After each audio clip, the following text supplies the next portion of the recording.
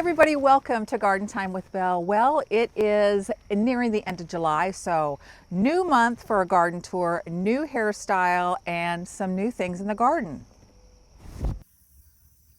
I had to pop in this little sequence to explain to you all the audio and apologize in advance. I am constantly learning about filming, and what we discovered today was that my sweet husband, who films my garden tours, he had an extra microphone in his pocket.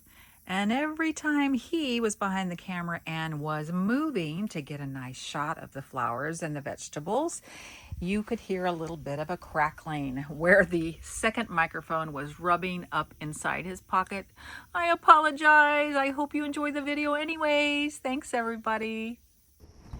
So we won the weather lottery for today. It is nearing the end of July in my Zone 6B Mid-Missouri garden, and it has been a scorcher until yesterday. I cannot believe that we got such a great day for filming the July garden tour. It is probably right now in the maybe mid to upper 70s. Full cloud cover, which actually, those of you that may or may not know, that makes photographing your flowers or videotaping, it just makes them show up so much better than really bright sun. So I am delighted that it's cool and it's cloudy, and hopefully that will show off what's happening in the garden. So before we start the garden tour and I show you what's blooming in my mid-Missouri garden, I'm going to invite everybody to please like and subscribe to my channel. Subscribing to my channel helps me grow my channel, but more importantly, it helps me connect with viewers like you. Those of you that have come back and are watching my videos, thank you so much for being here again this time. And I love to hear from you, what's happening in your garden. If you have questions and comments, please don't hesitate to put them in the comment section below. So we're going to do our normal walkabout here in the garden. We're going to do a lap around our home, which is full of mixed borders. Then we're going to go down to my raised bed garden, as always, and look at what's happening there. And there is a lot happening here in my raised bed garden.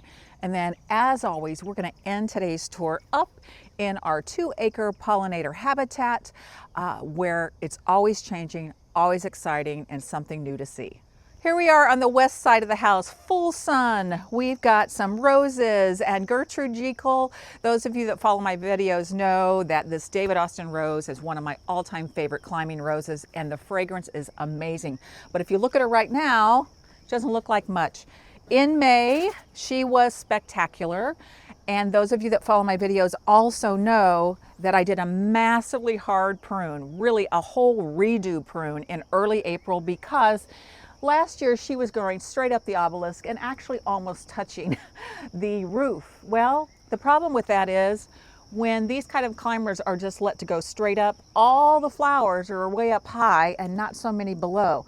So the idea here that I finally learned is when you have climbers, it's best to train them, especially on an obelisk, to go around. You want horizontal branches. So you can see she's getting used to that. I like to, right here, can you see? This is, a kind of little a support I use. It's wire, but then on the outside it's soft. So I use those little twisties to try to train her. So this is her training year. We'll see how it goes. She's much smaller than usual, and that's why. But I am hoping she should put out a few more blooms off and on throughout the summer. So let's go on down here. Well, here is my clematis. And those of you that follow my garden tours, I do not know what kind of clematis this was. When I purchased it, it said it was Jack Manny. And I thought that for years. Then I had some lovely viewers say, I don't think it's Jack Manny, I think it's, I can't remember what they said. And then I had another clematis viewer say, no, it's probably not that either. It doesn't really matter to me. It is just beautiful. But what you see here are the spent blooms, the seed heads. So this comes after the flowering. And oh my gosh, I'll put a picture on the screen. I think May, just like Gertrude Jekyll, May, it was spectacular. And now for the rest of the summer, it'll just pump out a few little blooms here and there. So this little strip of the garden bed is new this year in terms of the plantings. So you can see here on either end, I put a dwarf style buddleia called Pugster Blue, and I'll have you come in here in a minute and show a close up. And then the three here in the center are my beloved panicle hydrangeas, and these are called Bobo hydrangeas. Again, they're on the small side. What's interesting about these three is they were purchased at the same time. They all were the same size. They were super healthy plants. This one in the middle, I thought, uh-oh, I don't know what's wrong with it, but you know what? Patience pays off because finally it's forming up some flowers. The other ones are already flowering. So yeah, so that's just a lesson in patience for sure. Before we leave this area, I want to talk to you a little bit about how this is going to really change. So usually my husband and I settle on one, maybe two major projects every garden season, and next year our biggest project, and it will be a whopper of one, we are going to completely redesign this area. As you can see, narrow sidewalk, but even more narrow garden beds. It makes it very difficult for me to grow anything in here because in this section alone, this is only 2 feet wide. That is not enough space to grow any kind of shrub. It's really been a challenge. So here's what we're going to do.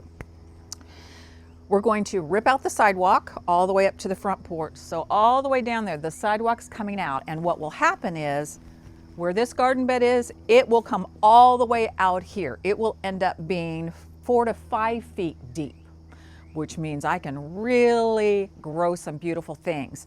We'll save all of the perennials and shrubs. We'll definitely try to reuse them. The other reason why we need to do that is, I don't know if it shows up on camera, but this sidewalk is pitched towards the house, right? It's just done that over time. And it was like this when we bought the house. That's never good. You never want your gradient to go down towards the foundation. You want it to go away so water and snow and things like that can move that way. We happen to be blessed with a son who owns a landscaping company and does heavy duty landscaping, retaining walls, pavers, everything. So we're gonna have him do the work for us and he's gonna regrade this. So it's gonna look like most projects, pretty awful before it gets better because a lot of this grass will be removed and we're gonna lay a new sidewalk that's gonna follow this basic pattern, but it's not gonna be sharp angles. We're gonna put some gentle curves in here. It'll come all the way around and up to the front porch. Here we are on the front porch.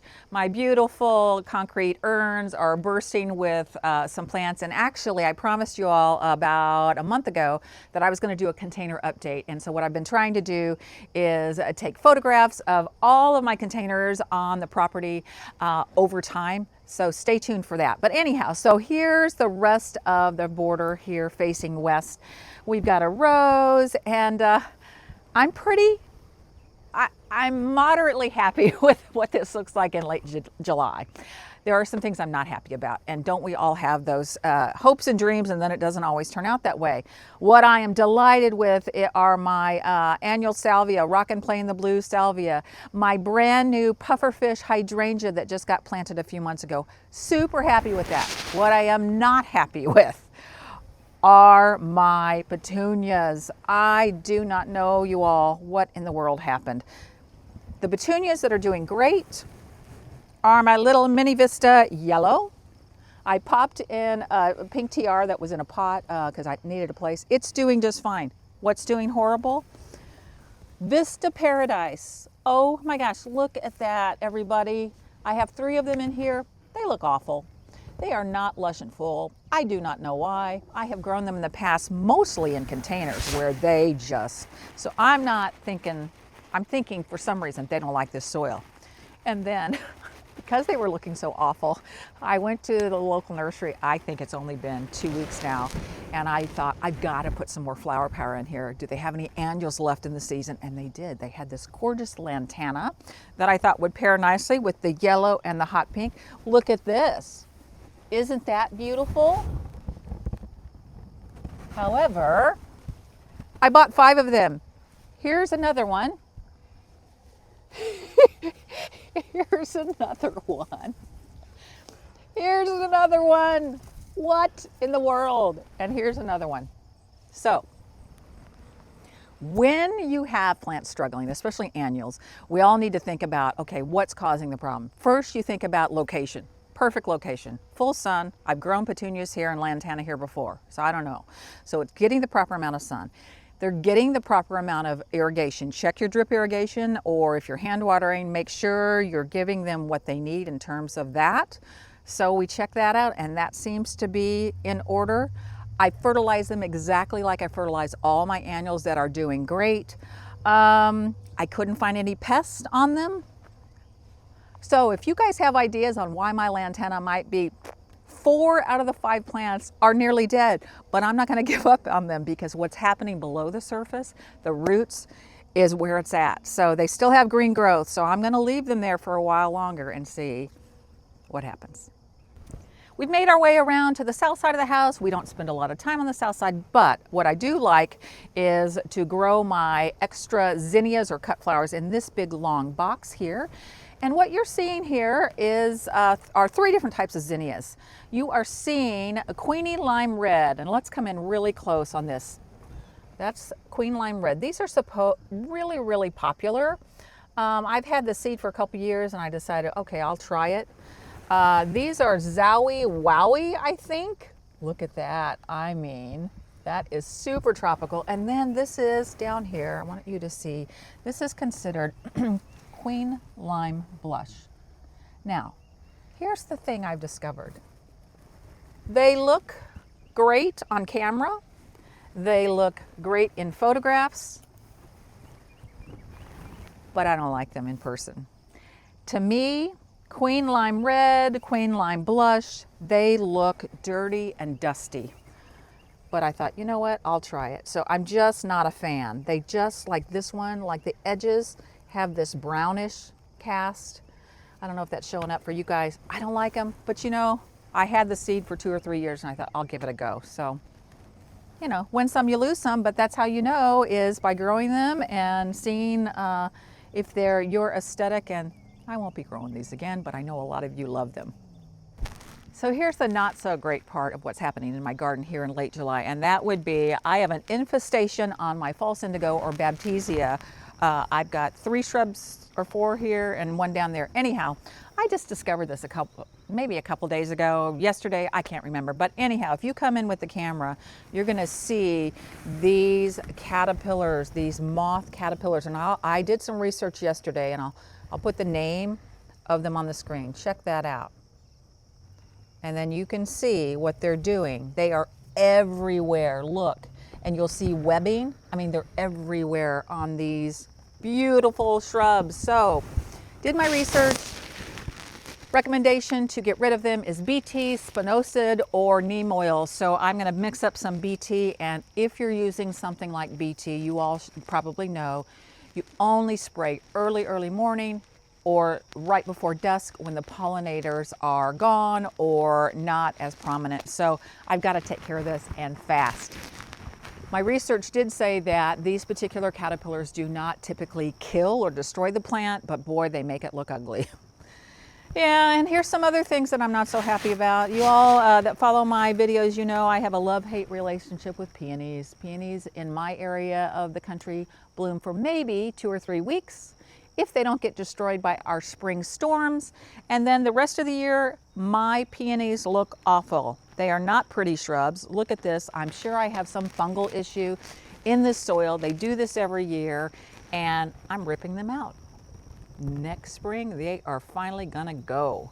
What I am happy with, though, is my margarita sweet potato vine. It is awesome as a ground cover, and when we get to the other side of the retaining wall, you'll see why I planted it here, because I wanted to try to cover up some of that concrete.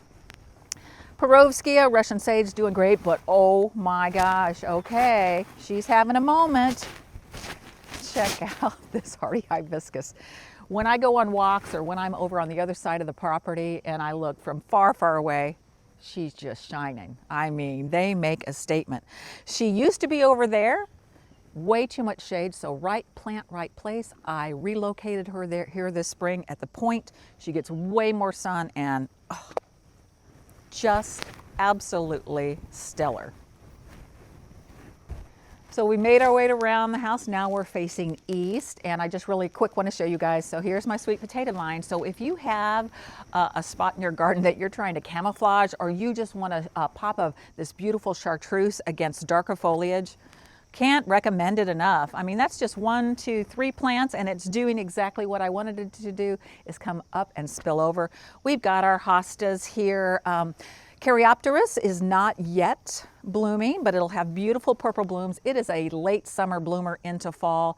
This is its only second season, and I am happy about it. I do like to show you all my containers on these walkabouts, because a lot of you, that's how you garden. You garden in containers. You love to do hanging baskets, and so that's my red, white, and blue hanging basket. Never grown super cal before. Oh my gosh, I'm definitely growing them this next year for sure. What got gobbled up by my 2 super cals, the red and the purple, my Diamond Frost Euphorbia was supposed to be in the center to give the white, and when you come up, you'll probably, if you can get in and get a closer look, you can see how you don't see much white in there. But I did my best, and the super cals won out. So yeah, so let's come up on the little open deck here, and I mean, come on. You cannot beat proven winners, petunias and calibrachoa. Look at that beautiful basket. It looks gorgeous. I planted this the very first week of May. So let's see, all of May, all of June, and nearly all of July. These plants have been in here nearly 12 weeks, and they look incredible. This is only 2 plants. You know me. I don't pack my containers full, because if you know the mature size of your plants, save some money and be a little bit patient. I would say it took this about 4 to 5 weeks to really start to fill in. I have given this a haircut. I've come in and cut these stems off twice already this season. It's been so vigorous. I had these beautiful petunias. They were hanging down about this far. Sometimes a nice little short trim will regenerate your plant and give it some rejuvenation to continue to bush out and not get leggy. So I could not be happier with how this basket turned out. And another wow, something that's making me really happy is this box. So this is 4 foot long by 2 foot deep.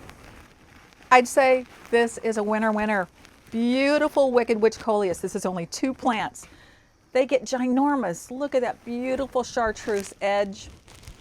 And then if you pan down, you're gonna see some chartreuse way down here. This is Creeping Jenny. Isn't that a nice pairing? You're gonna see the pink is the Surefire Rose Begonia. They do equally well in sun or shade. And last but not least, I took a couple snips off of a coleus I was growing. It might have been maybe this big, and I shoved it in the corners.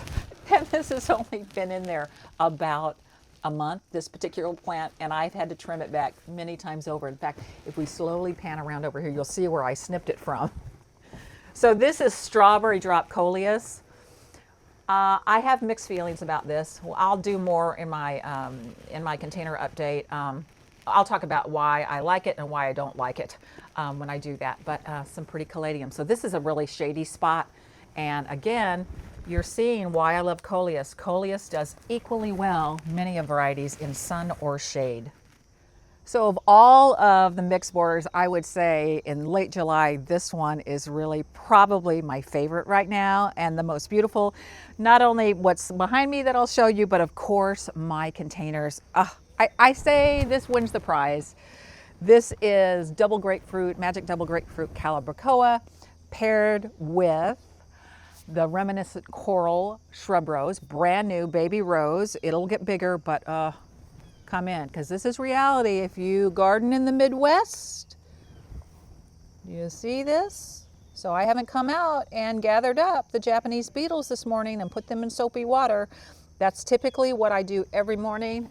After my first cup of coffee, I get my jar of soapy water and I walk the property, and I specifically look at roses, my hardy hibiscus, the big dinner plate, and some of my zinnias, and actually they're getting into my green beans. So anyhow, yeah, doing it in the morning, they're still sleepy, tap, tap, tap, Into the soapy water bath they go, and I have kept on top of the Japanese beetle problem because I'm diligent about that. My greenstock vertical planter loaded up with calibrachoa. Isn't that sweet? Very happy with that.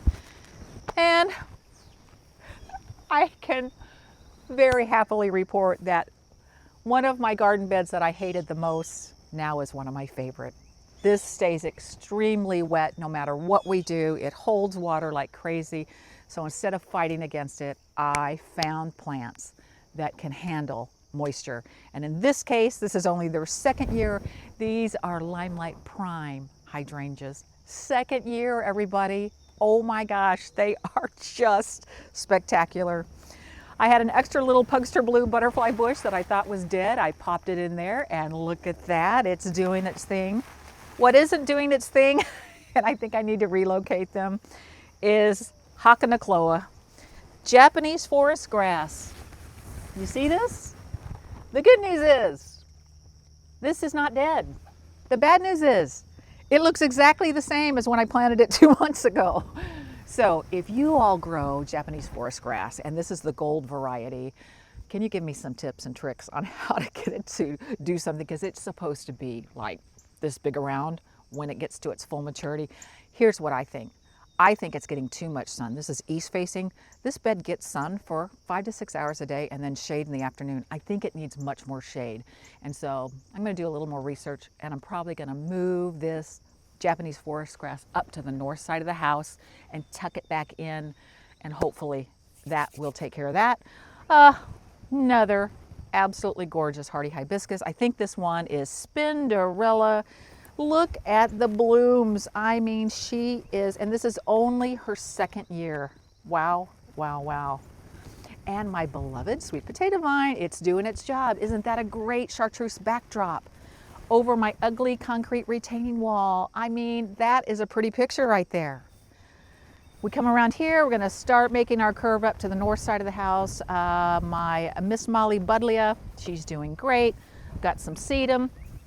The first hydrangeas I've ever grown, Little Lime Punch. I've been cutting on these. I want you to come in really close here and look at the pink blush. So they come out lime, then they turn cream, then they start to get this little pink blush on them. And then when we get to fall, they're supposed to get even pinker or darker, right? Little Lime Punch. However, our nights typically aren't cool enough to really put on that pink color. So mine end up kind of browning out. And those of you that probably live in a hot and humid environment like I do have experienced the same thing. This north-facing border is just a mix of this and that. It's got some wave petunia, which I haven't grown in probably 10 years. It's got some coral, gosh, every time you guys, lemon coral sedum. These were 2 cuttings, this beautiful velveteen coleus from Proven Winners. These were 2 little snips I took off of another plant and just popped them in there. And then I took some more snips off of them, and I, just a week ago, popped one in here and one over there. So give this a month, and that little propagation, it'll be as big as those. And then in the back, some more Wicked Witch coleus. Again, you guys, that was from the mother plant. I planted those out, and they were probably 6 inches tall a couple months ago, and look, they're filling out the back. I've got my little dwarf Japanese maple, Mikawa Yatsubusa. We call him Mr. Mikawa. Got some Brunnera, got some verbena, and some more petunias in there. So just kind of a mixed bag of color, but I'm pretty happy.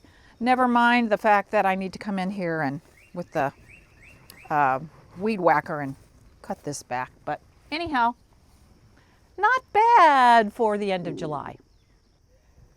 Next stop on the July Walkabout Garden Tour would be the raised bed garden. But before we pop in there, just want to show you my aquapots in front of the greenhouse. They need a little water actually, but they're loaded up with some Credible sunflowers. It's a branching sunflower, and some Nemesia. I'll talk more about those when I do my container update, what I think about those plants for consideration for next year. But let's go on in to the raised bed garden and show you all what is happening. Okay, welcome in. Isn't this something to see? I could not be happier. So let's take a little look at this bed. This is one of my cut flower beds, and every year I grow floret seeds and I try new varieties. And every year I say that's my favorite. Okay, I'm saying it again. Different varieties this year. Let's take a look at this lovely plant. This is called celosia. This is a sponge sugar. Absolutely glorious. I mean, and look, I think this is some of the oldest blooms. See the difference in color? So it's a little deeper, and these are softer when they first come out. Oh my goodness, they make wonderful cut flowers, and I've been cutting on them like crazy, super prolific.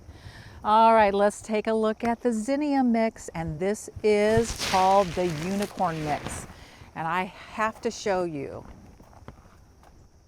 up close. Look at that flower.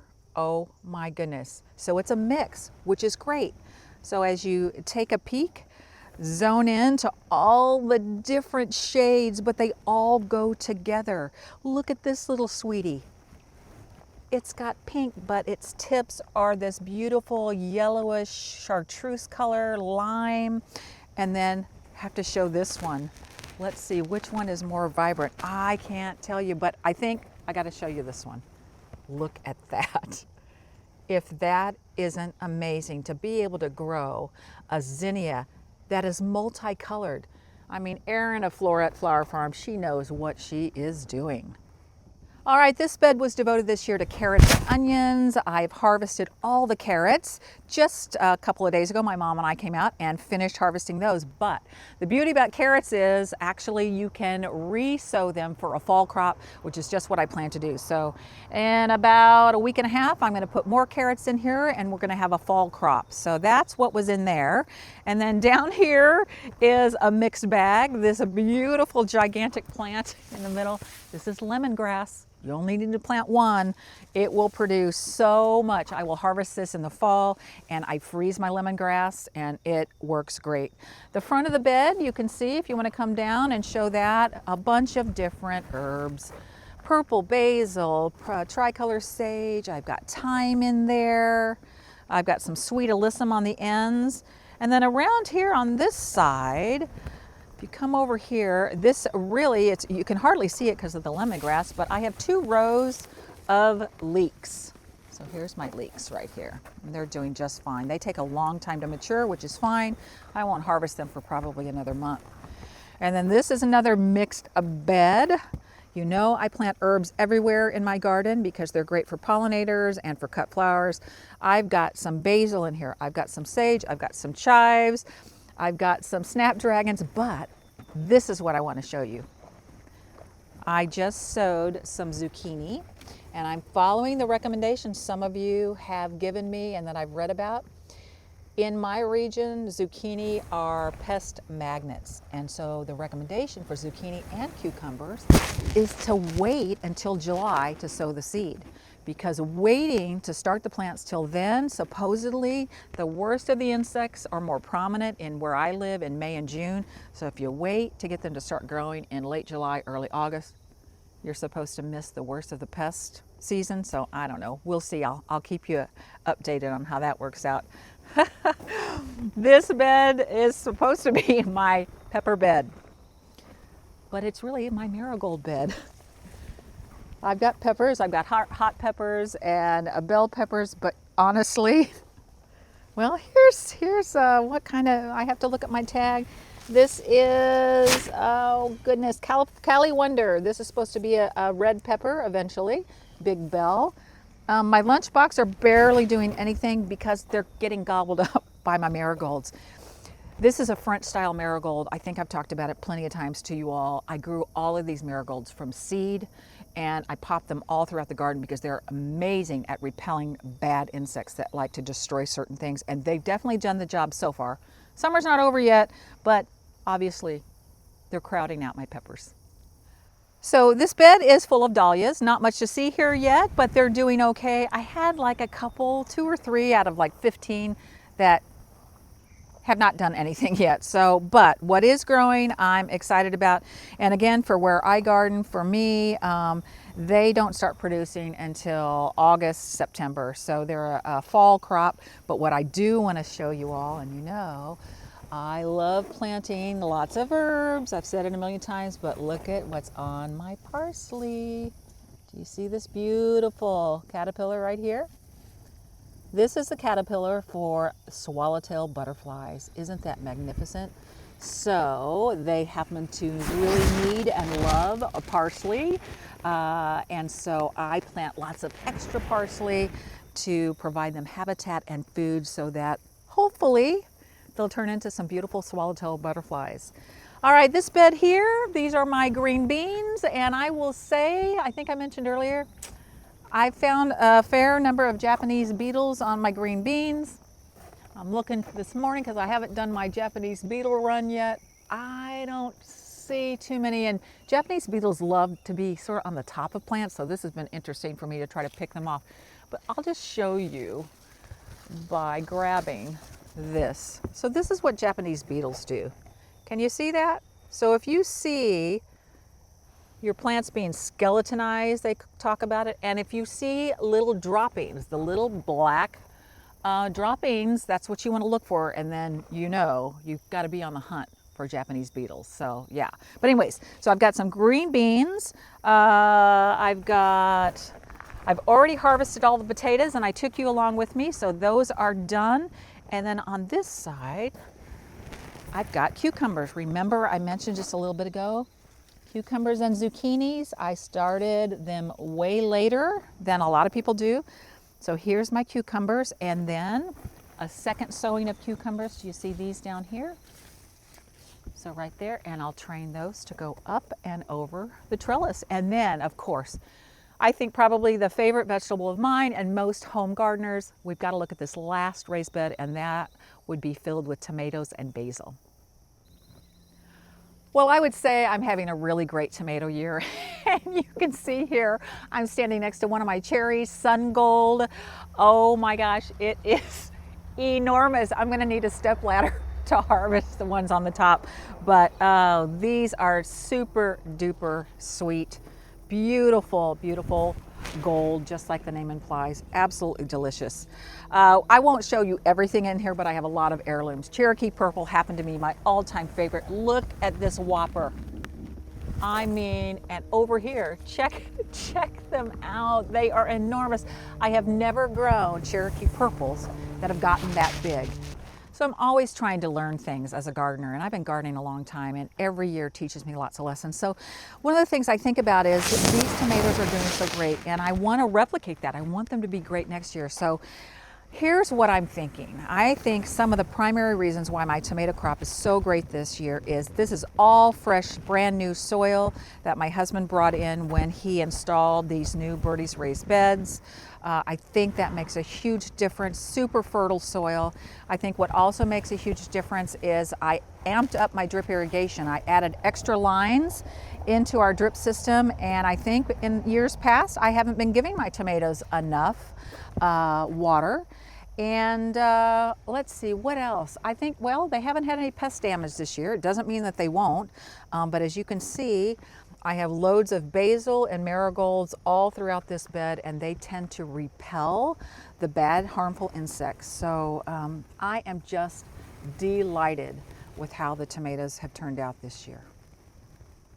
So the final part of our July walkabout, of course, is our 2-acre pollinator habitat. Absolutely one of the best decisions my husband and I ever made was to collaborate with the Missouri Department of Conservation on taking part of our land and turning it into a habitat for pollinators. Could not be happier with that decision. Always something new to look at. We are seeing varieties pop up in our garden that we've never seen before. My goodness, you know, just like nature, lots of things come and go. All of this coneflower has done its job, so it's going to be going to seed, but there are plenty of new things popping out, just like this little beauty. The Monarda that was so prominent a month ago, that if you followed my June walkabout, you probably saw tons of that, but it's done. It's going to set seed and spread its seed, and we'll have more Monarda next year. And then here's a brand new thing we've never seen, and it's this lovely liatris or liatris. Take a look at that. Absolute beautiful plant. The purple against the golds and the yellows. What a combination. We've also got some white flowers way in there. I don't know what those are, but they're tucked down in. We just could not be happier and more surprised, and we just feel happy that we are doing something great for the environment. Well, that's going to do it for the July walkabout. I hope you all enjoyed the video. I sure enjoyed bringing you along with me to see the mixed borders around the house, to go into my raised bed garden where you know I grow lots of cut flowers and my vegetables are really having a great season. And of course, we always like to end the tour with showing you what's happening right now in our pollinator habitat. And behind me, the rolling hills and freshly cut hay in big round bales is just adding to the beauty of what we consider a wonderful summer here in mid-Missouri. So I hope all of you are having a great day in your garden. And until next time, I'm going to wish everybody out there happy gardening.